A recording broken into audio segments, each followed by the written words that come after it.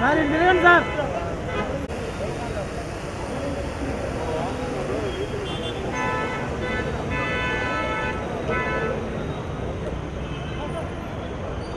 Sir Krishna sir.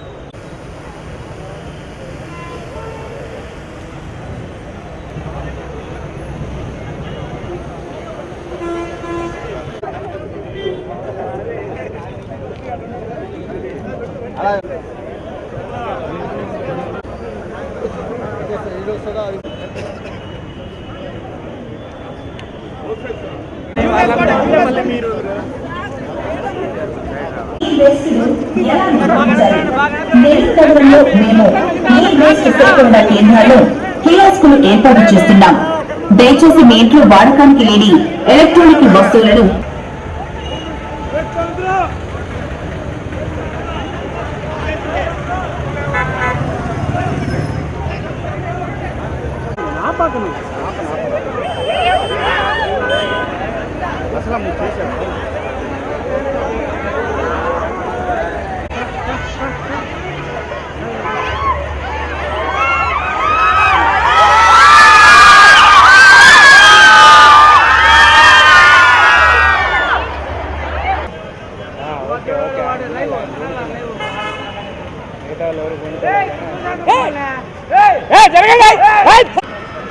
Gap ఇచ్చారు sir. ఆగండి sir, gap వచ్చింది. మొత్తం గ్యాప్ ఉంది.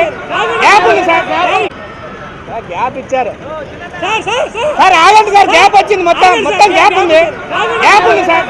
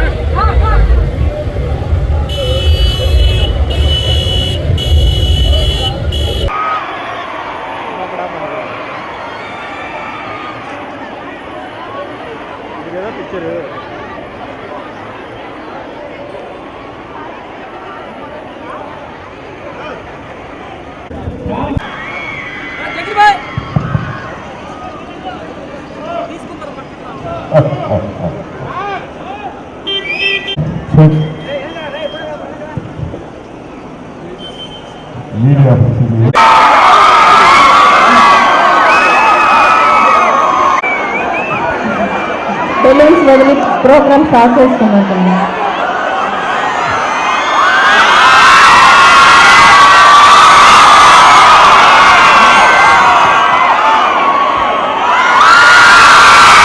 నమస్కారం అండి. ఈరోజు రాష్ట్రంలో 175 కాన్స్టిట్యున్సీలో స్వచ్ఛాంధ్ర స్వచ్ఛ భారత్ కార్యక్రమం జరుగుతుంది. ఈ నేపథ్యంలో నెల్లూరులో యాక్చువల్గా 5,000 మందికి పైగా ఈరోజు విద్యార్థులు అదేవిధంగా అధికారులు, ప్రజాప్రతినిధులు, స్వచ్ఛంద సంస్థలు ఈ కార్యక్రమంలో పాల్గొన్నారు. వాళ్ళందరూ కూడా ప్రత్యేకంగా ధన్యవాదాలు తెలియజేస్తున్నాను.